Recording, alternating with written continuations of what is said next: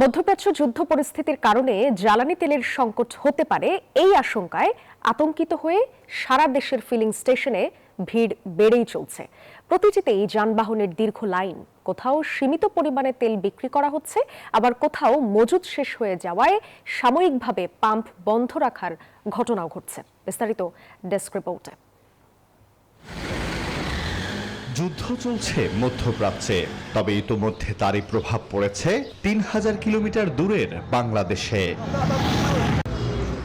বিশ্ববাজারে জ্বালানি তেলের দাম বৃদ্ধি ও সরবরাহে বিঘ্ন ঘটায় Bashundhara public school and college 2026 শিক্ষাবর্ষে ভর্তি চলছে। আতঙ্ক চেপেছে জনমনে। এমন প্রেক্ষাপটে জ্বালানি তেল সংকটের শঙ্কায় দেশের বিভিন্ন স্থানে পেট্রোল পাম্পে তেল নিতে ভিড় করেছেন অনেকে। চট্টগ্রামে তেল নেই অজুহাতে নগরীর বেশিরভাগ পেট্রোল পাম্প বন্ধ রয়েছে, তবে পাম্প কর্তৃপক্ষ বলছে তেলের কোনো সংকট নেই। প্রায় 30 মিনিট ধরে দাঁড়ায় আছি, অপেক্ষায় আছি। এখন আমার সামনে 20 থেকে 30টা গাড়ি আছে। কালকে রাত্রে আসছিলাম, পাওয়া যাচ্ছে না, খুব লম্বা লাইন। কোনো জায়গায় দিচ্ছে না, কোনো জায়গায় 200 টাকার তেল দিচ্ছে। এদিকে রাজশাহীর ফিলিং স্টেশনে পুলিশ পাহারায় তেল বিক্রি হচ্ছে। এ সময় মজুদেরও অভিযোগ করেন অনেকেই।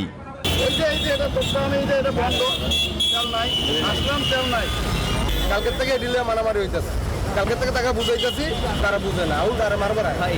রংপুরেও পাম্পগুলোতে যানবাহনের অতিরিক্ত চাপ দেখা গেছে। একই চিত্র বরিশাল ও কুষ্টিয়ায়ও। মোট কথা, চলমান পরিস্থিতিতে সারা দেশেই সংকটের আশঙ্কায় সাধারণ মানুষ। রিয়াল ধরে নেওয়া লাগতেছে এবং 200 টাকার উপরে দিচ্ছে না। তেল এক্সট্রা নিয়ে রাখতেছে, যার জন্য আসলে এই সমস্যাটা বেশি সম্মুখীন হচ্ছে আমরা। মালিকদের দাবি, ডিপো থেকে চাহিদা অনুযায়ী তেল না পাওয়ায় ক্রেতাদের চাহিদা পূরণ করতে পারছেন না তারা। অল্প আছে, ওই জন্য সীমিত করে দেওয়া হচ্ছে, সবাইকে দেওয়া হচ্ছে। মোটর সাইকেলে 200 টাকা আর প্রাইভেটে 1000।